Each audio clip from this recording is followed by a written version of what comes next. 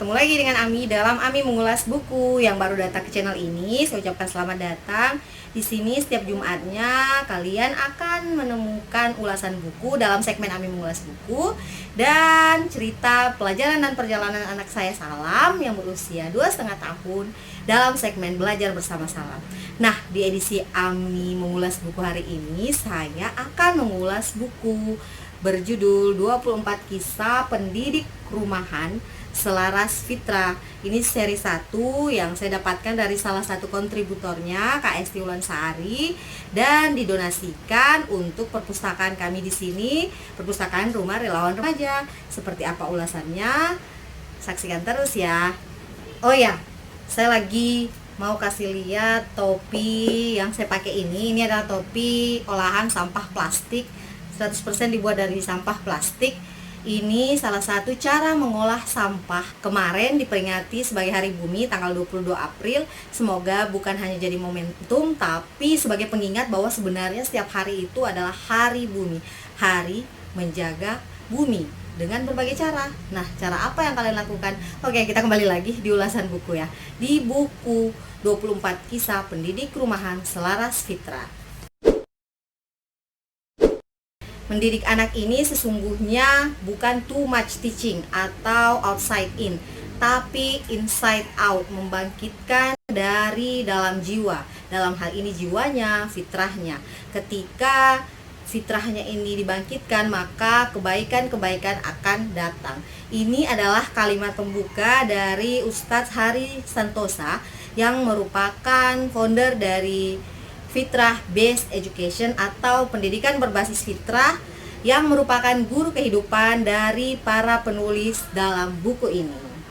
Buku yang dicetak di tahun 2021, tepatnya bulan Januari ini, ditulis oleh 29 penulis. Ada dalam satu tulisan yang merupakan tulisan pasangan suami istri dan berisi 24 cerita pola pengasuhan. Saya akan share beberapa ceritanya.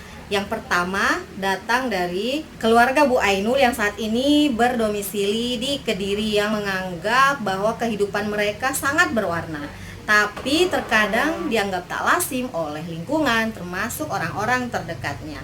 Namun Bu Ainul sekeluarga dan suaminya maksudnya memahami bahwa sejatinya anak-anak di usia dini atau pralatih sebaiknya dibersamai oleh ayah bundanya.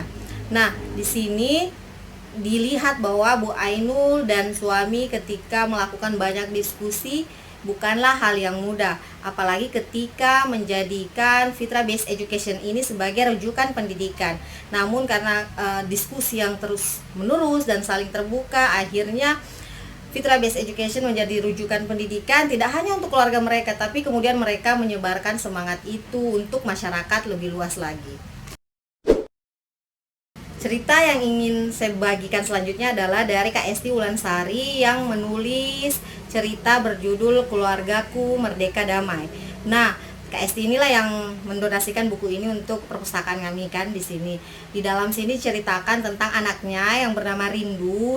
Rindu merasa tidak nyaman di sekolah karena perilaku seseorang yang sejatinya menjadi perpanjangan tangan Kak Esti di sekolah. Nah, beragam upaya konsolidasi dilakukan Kak Esti. Namun akhirnya kemudian Kak Esti dan suami memutuskan untuk menarik Rindu dari sekolah formal.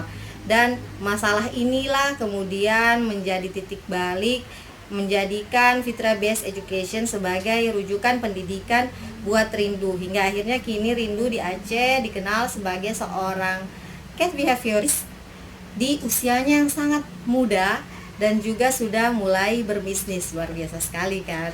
Jadi Kak Esti dan suami terus menggali potensi yang ada dalam diri anak-anaknya berdasarkan fitrah.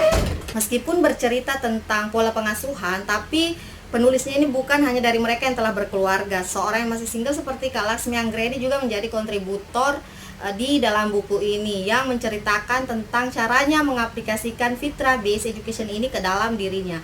Ada masa ketika dia melakukan tracking terhadap perjalanan hidupnya, lalu berusaha mencari secara mandiri hingga kemudian menemukan Fitrah Based Education yang membuatnya ingin merasa lebih bermanfaat lagi untuk banyak orang. Hingga kemudian dia membuka sebuah rumah belajar dan bertumbuh Fahimna yang mampu menggerakkan banyak orang, yang mampu memberikan kontribusi besar untuk daerah di sekitarnya.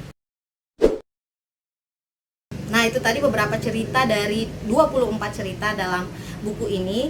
Buku ini menurut saya sangat relate dengan kehidupan personal saya yang butuh banget banyak ilmu, banyak sharing pengalaman dengan cerita-cerita mereka sebagai bahan rujukan, panduan buat saya juga yang saat ini dan suami membersamai anak kami yang pertama, Salam, yang saat ini berusia 2,5 tahun. Karena belajar sebagai orang tua tentu adalah proses belajar tanpa henti.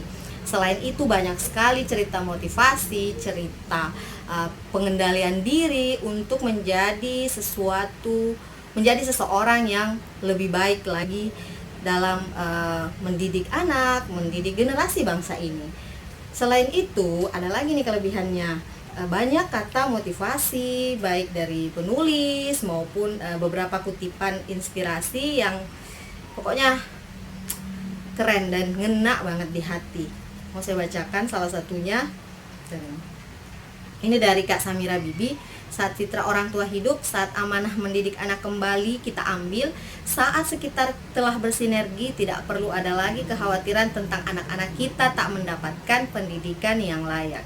Itu setelah membaca buku ini saya tentu semakin penasaran dong, seperti apa fitrah based education. Nah, di Aceh sendiri ada namanya Home Education Aceh yang saat ini membuka pendaftaran anggota baru. Nah, di situ menjadi wadah belajar bersama. Saya udah coba daftar, sehingga saya berharap semoga bisa menggali lebih banyak lagi ilmu tentang pendidikan berbasis fitrah ini. Pokoknya buku ini keren, tidak hanya isi penulis yang inspiratif, namun juga sampul yang sangat eye-catching. Saya sangat suka. Biasanya orang review sampul awal ya, ini belakangan pula. Tapi nggak apa-apa. Pokoknya saya sangat suka baca ini, buku yang sangat ringan tapi memberikan makna yang dalam.